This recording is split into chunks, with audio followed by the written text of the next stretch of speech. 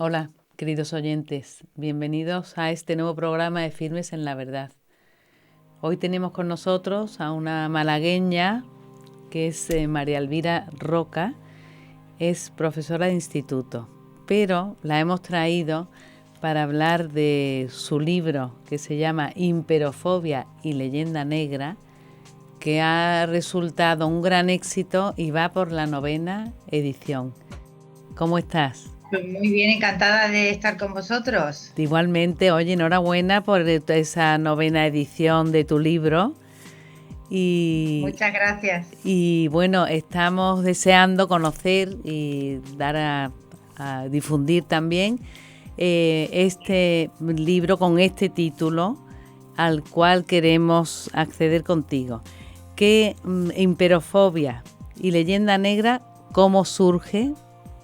Y cuando hablas de imperiofobia y leyenda negra, ¿de qué se trata? Porque son como palabras, leyenda negra es muy conocido, pero imperiofobia es como curiosamente toque moderno.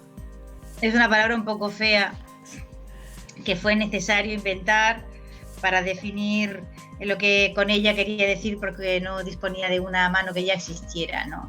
Que es, bueno, algo así como esa especie de aversión, en la mayor parte de las veces irracional, que los imperios despiertan en todos nosotros, pero en todo tiempo y en toda época, sin que se pueda justificar muy bien a qué se debe, digamos, esa especie de aborrecimiento, cuando en ocasiones, o en la mayor parte de las ocasiones, los grandes imperios que ha habido en el mundo no han sido en modo alguno un factor, digamos, de destrucción o de empobrecimiento o de atraso, sino que, bueno, que pasados, digamos, los momentos iniciales de expansión, que pudieron ser violentos, pero en general han sido grandes avances en la historia de la humanidad y han solido traer etapas muy largas de estabilidad y de crecimiento demográfico, y no se explica, digamos, el hecho continuado de que tengamos datos suficientes que nos permitan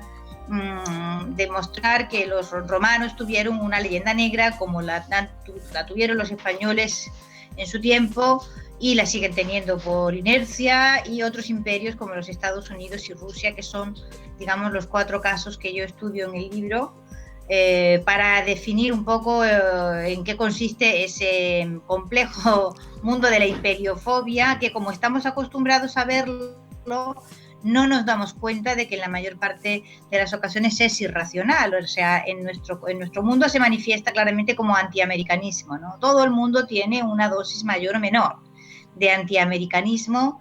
Criticamos sistemáticamente a los estadounidenses en muchas ocasiones sin ponernos a analizar siquiera si tales críticas tienen un fundamento justificado, ¿no? Simplemente, pues como son estadounidenses, pues va de sí que hay que ponerlos como un guiñapo, ya está, y después nos sentimos mejor, digamos. Es en cierta forma un alivio psicológico que nos permite sentirnos confortables con nosotros mismos, reducir la eminencia, explicarnos que esa hegemonía en realidad no está justificada por nada, no van a ser mejores que los demás, etcétera, etcétera, ¿no? Es en cierta forma lo que sostiene la imperiofobia, es esa suerte de alivio psicológico que produce en todo el mundo pensar que el que destaca por algo realmente no lo merece. Uh-huh. O sea que tú te ves obligada a adoptar esta palabra tan novedosa porque en tu conocimiento de tus estudios de historia y bueno de literatura ves que esto es reincidente, ¿no? En el hombre de todas las épocas, ¿no? Porque imperio, tú tratas de imperio no solamente ahora están los Estados Unidos que predominan, sino ¿en qué época empiezas? Bueno, el libro se llama Imperiofobia y leyenda negra, Rusia, perdón, Roma, Rusia, Estados Unidos y el Imperio Español. O Y sea son que, los 4 casos que yo estudio. En la parte primera, digamos, lo que intento es establecer un modelo general de lo que se llama imperiofobia a partir del caso de Roma y de los Estados Unidos y de Rusia. Y luego ya, a lo largo del resto del libro, se estudia el caso concreto de imperiofobia, que es la leyenda negra en el caso de la historia de España, ¿no? Las razones por las cuales esa leyenda negra, digamos, ha constituido uno de los pilares de la historia de Europa y por qué, digamos, ha pervivido más allá de las razones por las que existió. Es decir, hasta cierto punto tenía una lógica que España, en sus tiempos de imperio, tuviera una leyenda negra, una imperiofobia, sufriera, digamos, una imperiofobia. Ahora, hace tiempo ya que España dejó de ser un imperio, ese imperio no existe ya, sin embargo, la leyenda negra se ha mantenido a lo largo del tiempo en una etapa post-imperial, cuando ya nos parecería que no tiene justificación, ¿no? Y es lo que intento explicar en la última parte del libro, las razones por las cuales la leyenda negra en torno a la historia de España se ha mantenido inalterada a lo largo del tiempo después del imperio, en torno a sus asuntos básicos, o sea, la barbarie de los españoles en América, la intolerancia religiosa con la Inquisición católica como núcleo central, la idea del atraso español, la idea de la incapacidad de los españoles para la ciencia, etcétera, etcétera. Pues vamos para los que nos están escuchando, hay personas que dirán, bueno, ¿qué es esto de leyenda negra? Has dado un poco de idea, pero ¿cuándo surge con la leyenda negra en España, sobre España? La leyenda negra, bueno, hay que decir que la leyenda negra, la expresión leyenda negra, así llamada, sí, la empieza a utilizar en el siglo XX, a partir de 1914, se populariza a partir de un libro que se llama así, La leyenda negra, de un historiador español que se llamaba Julián Juderías, que fue el primero realmente que le puso un nombre a algo que se sabía que existía desde hacía muchísimo tiempo, que era una versión deformada de la historia de España, que se había construido a partir de propaganda, normalmente propaganda, digamos, que se solía localizar en torno a las guerras de religión, digamos, los conflictos del siglo XVI y XVII, con la expansión y el auge del protestantismo y el conflicto con los Países Bajos, etcétera, ¿no? Y entonces, a ese proceso, digamos, de deformación de la historia de España, según la cual los españoles eran muy bárbaros y muy intolerantes y un pueblo atrasado, etcétera, etcétera, esto se sabía que existía, pero fue Julián Juderías el que en este libro, que insisto, él lo llamó Leyenda Negra, le dio una definición concreta y le puso un nombre. Y a partir de entonces esa es la denominación con que se ha conocido ese proceso de deformación de la historia de España, que en algunos casos algunos historiadores o algunos estudiosos lo han considerado muy, muy importantes, otros lo han reducido a muy poco, otros, en fin, ha habido distintas aproximaciones al fenómeno, ¿no? Reconociendo su existencia.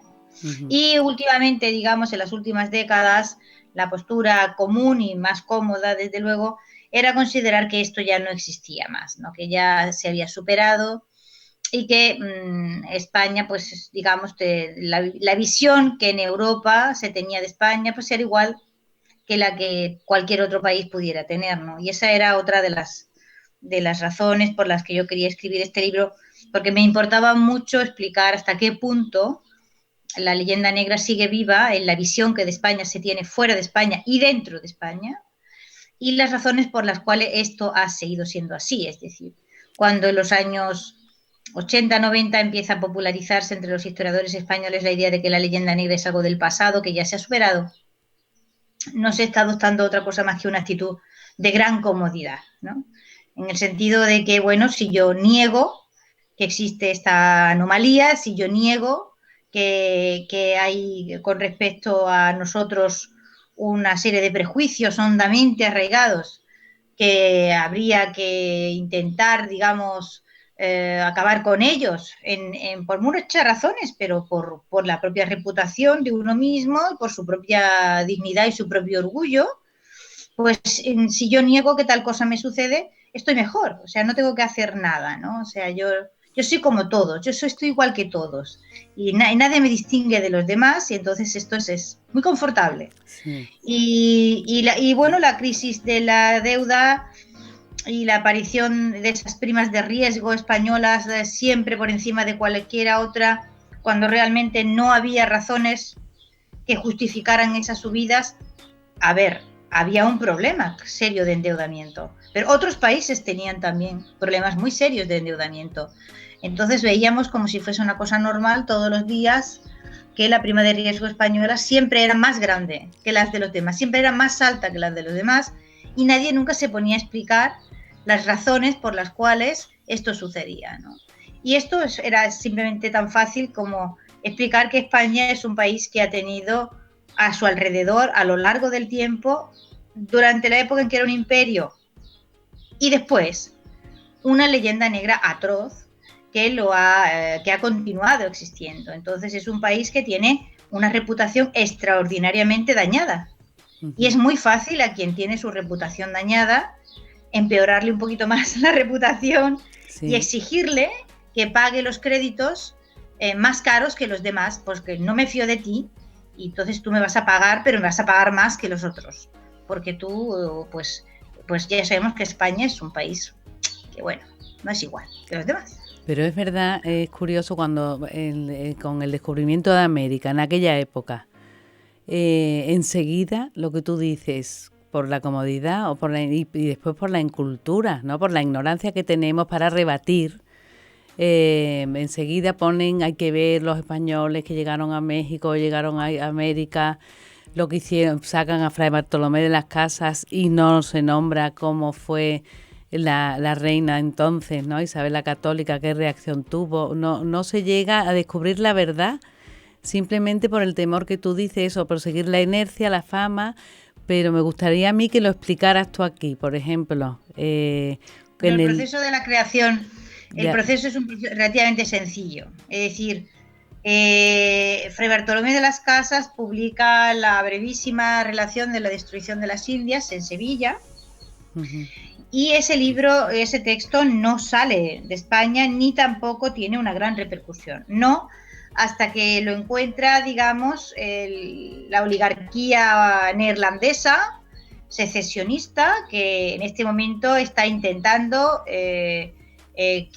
salir, digamos, de la monarquía católica. Recordemos que Felipe II era el rey de los Países Bajos que había heredado de su padre. Su padre era Carlos I y su padre había heredado ese territorio de su madre y por lo tanto era el soberano legítimo de los Países Bajos. Entonces los cambios que la nueva administración, los cambios que ya había introducido Carlos I y que continuó su hijo Felipe II, de modernización de las estructuras, bueno, aquello eran señoríos feudales a todos los efectos, ¿no? Con oligarquías enormemente poderosas que no habían visto nunca cuestionado su estatus, ¿no? Y de repente, bueno, pues aparece un Carlos I que es moderno y muy innovador y está cambiando cosas que incomodan extraordinariamente a estas oligarquías. Y a partir de ahí comienza lo que se llama el largo conflicto de los Países Bajos. Y es cuando el texto de Fray Bartolomé es descubierto, pero 25 años después de publicarse, por Guillermo de Orange, que es el que lo traduce a varias lenguas, el que le pone los grabados famosos de Debris, en los que todo el mundo asocia con el descubrimiento de América, en el que se ven los españoles asando niños y una cosa monstruosa, y lo convierte en una herramienta publicitaria absolutamente excepcional. El texto de Fray Bartolomé, de ser algo que se había publicado en Sevilla y que había tenido un cierto revuelo aquí localmente, pero de ahí no había salido, se transforma en la visión canónica de lo que estaba sucediendo en América, traducciones de una punta a la otra del continente, y claro está, a partir de ese momento, o sea, ¿cuál es el interés?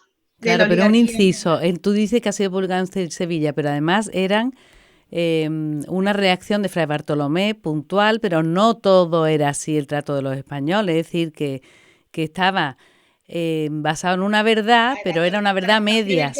A ver, es importante que entendamos qué está escribiendo Fray Bartolomé, ¿de acuerdo? Eso. La Iglesia ha tenido a lo largo de su historia una tradición de polémica religiosa que heredó del judaísmo, de las disputas en las sinagogas entre los rabinos sobre interpretaciones de textos bíblicos, etcétera, y la propia Iglesia ha educado así en debate, sí, a lo largo de los tiempos a sus sacerdotes. Entonces, cuando un sacerdote, quería, un fraile, un cura, quería suscitar un tema de discusión general, lo que hacía era escribir un texto para producir polémica. Esto es lo que es la brevísima. Fray Bartolomé no pretende estar haciendo historia, en ningún momento. Fray Bartolomé está escribiendo un texto de polémica y como tal tiene que exagerar, y él lo sabe, todo el mundo lo sabe, en su contexto. El problema de esto está cuando tú lo sacas del contexto en el que esto fue escrito y lo transformas en historia real y verdadera. Y aquí estamos en el 2017 desmintiendo que lo que Fray Bartolomé dijo sea cierto. Lo que Fray Bartolomé dijo fueron disparates uno tras otro, por la sencilla razón de que él está haciendo hipérbole, exagerando para polemizar, como todo el mundo que quiere polemizar exagera y saca un poco las cosas de contexto para provocar esa reacción, ¿no? Tan es disparatado lo que Fray Bartolomé dice. Bueno, hay un norteamericano que tiene un libro espléndido sobre la leyenda negra, se llamaba, ya murió, se llama Philip Wayne Powell, y escribió un libro espléndido que se llamaba El árbol del odio, que hizo el cálculo simple de dividir cuántos millones de muertos, dice Fray Bartolomé, que hubo y cuántos españoles llegaron a América hasta las independencias, y claro, te sale la cifra demencial de que para que la cifra, o sea, los millones de muertos que dice Fray Bartolomé hubieran podido existir, cada español tuvo que matar todos los días, hombres, mujeres y niños, 14 al día. O sea, es completamente un disparate. Entonces, interpretar el texto de Fray Bartolomé como historia, pero es que el pobre hombre tampoco lo pretendió. A ver, Fray Bartolomé podía ser un hombre, en fin, un poco desasosegado, como decía su compañero de orden, era dominico como él, ¿no? Fray Toribio de Motorinía.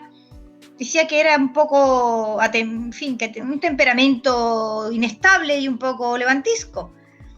Pero es cierto que él jamás en su vida pretendió provocar aquello. Él no quiso caer en manos de la propaganda de los enemigos, digamos, de la monarquía. Y todo lo que se ha hecho en torno a su texto, a él no se le puede culpar. O sea, si el texto de Fray Bartolomé se queda en su sitio, cumple su función, que era excitar a la polémica para decir que había que proteger a los indios, que los indios necesitaban leyes que protegieran sus territorios, etcétera, etcétera, que no se podía ir allí a esclavizarlos, que aquello estaba mal, etcétera. Eso estuvo muy bien. Lo hicieron él y lo hicieron muchos dominicos, como Fray Antonio de Montesinos, etcétera. Y no los conocemos porque la fama que Fray Bartolomé adquirió en el contexto propagandístico ha ensombrecido a todos los demás. Pero si hay que ponerle una vela a alguien, pues hay que ponérsela, por ejemplo, a Fray Antonio de Montesinos, ¿vale? Es que fue el primero que levantó la voz para decir no, que aquí hacen falta leyes que regulen el trato debido a la población indígena, que se plantó en la corte desde América con una colecta y obligó al rey católico a que lo escuchara, un pequeñito fraile. Ese fue para mí el valiente de todo esto, ¿no? Y luego se volvió a América otra vez con sus indios. Y ya está. Y siguió toda la vida predicando el evangelio en América, y no hizo de eso carrera política, cosa que sí hizo Fray Bartolomé, ¿de acuerdo? Esa debilidad hay que reconocérsela, que Fray Bartolomé, que predicaba tanto a favor de los indios, nunca tuvo gran interés en vivir con ellos. Esa es la pura verdad. Y entonces, retomando donde nos quedamos, después de este paréntesis, es Guillermo de Orange el que utiliza para su interés esta visión negativa y luego ya la usa todo el mundo. Una vez que está la herramienta preparada, claro, la utilizará la Gran Bretaña anglicana y enemiga de España, la utilizará la Ilustración francesa enemiga de España, y volverá otra vez, por ejemplo, a ser ampliamente utilizada en el contexto de la guerra con los Estados Unidos cuando la independencia cubana. Es decir, Fíjate. el texto de Fray Bartolomé ha sido una y otra vez usado como herramienta propagandística en toda situación de conflicto, ¿no? Claro, entonces con ello llegan a tachar a los españoles de intolerancia, bueno, con intolerancia religiosa, de ser monstruos, de ser, ¿no? Todas las cuestiones negativas y sumadas para ir en contra de ellos. Pero también ha sido muy utilizada la Inquisición también, ¿no? Está dentro de la leyenda negra también de Sí, España, digamos, como... Sí, son los dos grandes pilares. sí. El asunto de América y la Inquisición española como el ejemplo, digamos, de la barbarie, de la intolerancia religiosa característica de España, porque España ha sido siempre, digamos, la defensora por antonomasia del catolicismo, pero fíjese qué curioso que habiendo Inquisición en todos los territorios católicos, la gente no conoce más que la española. Si usted sale a la calle aquí y en cualquier sitio y le pregunta a cualquiera con un título universitario, la Inquisición, y te dice España. Dice, sí. Pero hombre, no. Si había más. No. No importa. La española es la única interesante. Es curioso esto, ¿no? Y no haberse fijado en ello mueve interés. Es decir, el hecho de que no ha interesado ninguna otra Inquisición en el mundo, más que la española. Sí, y claro, sí. Fue ampliamente magnificada y transformada. Yo siempre digo lo de que la Inquisición es como si tú coges y le pones a un gato un foco reflectante desde abajo y lo proyectas hacia arriba, ¿no? Un espejo de aumento, te sale un monstruo, ¿vale?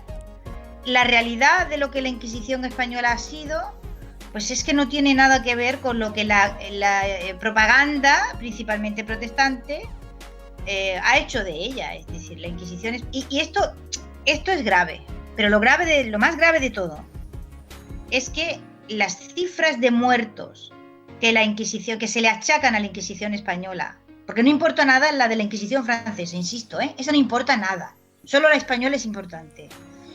Las cifras de muertos que se le achacaban a la Inquisición española, que eran como cientos de miles, pues lo que a mí me preocupa más de todo es que ha habido que esperar hasta los años 70 en que dos investigadores, porque la Inquisición era una organización extraordinariamente burocratizada y organizada. Por lo tanto, había y hay archivos para aburrir. O sea, todos los procesos inquisitoriales están minuciosamente registrados, con todas sus actas y testimonios y declaraciones, interrogatorios, todo. Y diciendo cientos de miles de muertos hemos estado hasta que en el 70 y tantos, un danés que se llama Gustav Henningsen y un investigador español, el profesor Contreras, magnífico historiador, se metieron en los archivos de la Suprema e investigaron los procesos inquisitoriales que había habido desde 1550 hasta 1700, que es el periodo, digamos, de mayor actividad, y al final resulta que todo aquello quedó en 1300 y pico de muertos. Fíjate. Que es... no dejan de ser muertos, pero si uno se pone a pensar que la noche de San Bartolomé, sí, en Francia, cuando se produjo la matanza de los hugonotes, se llevó por delante una sola noche 3 o 4 veces más personas, solo una noche. ¿Cómo es posible? Dos cosas. Una, que esas cifras de muertos se hayan estado repitiendo a lo largo del tiempo y no haya habido investigador español, historiador español, documentalista español, y de la Iglesia tampoco, que no quiero ahorrarme en este contexto, ¿vale? Y de la Iglesia tampoco. Entrar a investigar cuánto de verdad había en esto. No era tan difícil. Y estamos repitiendo las cifras de cientos de miles de muertos acríticamente, sin ninguna base de verdad, repitiéndolas los historiadores franceses, que bueno, claro, son franceses, y los ingleses, que bueno, claro, son ingleses, y los alemanes, que bueno, claro, son alemanes, pero ¿y los españoles? Pues también. Y no era tan difícil descubrir que esto no era cierto, no era tan difícil. Y hemos llegado hasta 1970 y tantos. Y el hecho de que se sepa ahora que la cantidad de muertos fue realmente en comparación con lo que la intolerancia religiosa dejó en otros territorios, la cantidad de muertos es irrisoria, simplemente irrisoria. Pero es que esto ni siquiera una vez que se ha averiguado documentalmente ha significado nada, porque le acaban de dar el premio Príncipe de Asturias a una señora que se llama Karen Armstrong, que comienza su libro sobre la historia de la intolerancia religiosa diciendo las mismas cifras de muertos Fíjate. que hace ya 50 años que sabemos que son falsas. Bueno, he escrito un artículo sobre esto que saldrá pronto en El Mundo, ¿no? O sea, que el fenómeno de la leyenda negra tiene, por una parte, una vertiente de investigación histórica que es muy justo y necesario que se emprenda en muchísimos frentes que están sin investigar. Eso por una parte. Ujú. Pero por otra parte, hay un hecho de opinión pública, ¿vale? Y es que la opinión pública cree que esto es Acepta. así. Sí, Y por lo tanto, sin más. incluso cuando se sabe perfectamente ya que no lo fue, es indiferente. Se sigue repitiendo. Es decir, quien quiera saberlo sabe que Galileo Galilei no murió quemado, ni fue torturado, ni sufrió otra cosa más que arresto domiciliario y rezar 60 veces los salmos penitenciales, que es muy pesado, sin duda. Pero eso no es quemar a nadie. Que para más Inri se fue a cumplir el arresto domiciliario a la casa de su inquisidor Piccolomini. Fíjate. Bueno, pues la encuesta que se hizo con motivo de los 500 años del telescopio en toda Europa demostró que el 80% de los estudiantes de ciencias en la universidad está convencido de que Galileo Galilei fue torturado y muerto por la Inquisición en la hoguera. Sí. Vamos a ver. Sí, qué vergüenza. Entonces, es gravísimo el hecho, porque claro, no es gratuito que se piense esto, porque si a Galileo le pasó esto, es que alguien lo hizo. ¿Y quién es ese alguien que lo hizo? ¿Vale? Su iglesia y nosotros, los pueblos católicos, que esa iglesia tenemos, seamos creyentes o no. El baldón cae sobre todos por igual. El que está al otro lado de la frontera no hace diferencia. No le pregunta a usted si es creyente o no. Usted es español y se acabó. Así que si es usted español, usted es de los bárbaros de América y usted es de los bárbaros de la Inquisición. Pues usted va a pagar exactamente la misma prima de riesgo que todo el mundo. O sea, que se lo cree usted o no se lo crea, está usted en la misma situación y en el mismo barco.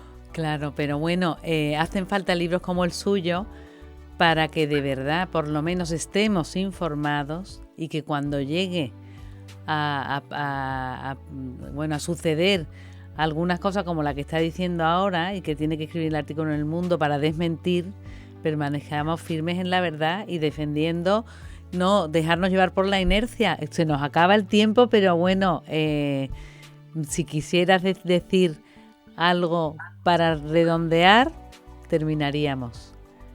Bueno, primero quiero agradeceros que me hayáis invitado y para concluir diría dos cosas. La primera es que es tarea de todos, creyentes y no creyentes, que a todos nos afecta el hecho de que la Iglesia de Roma tenga mala prensa, que como he dicho antes no se distingue, ¿vale? No se distingue. Es decir, ahora mismo estamos en los 500 años de la clavada de las tesis de Lutero y es alarmante la actitud que una parte de la jerarquía está teniendo con respecto a este hecho, porque otra vez en Alemania se está repitiendo los mismos mantras que se han repetido a lo largo de 500 años.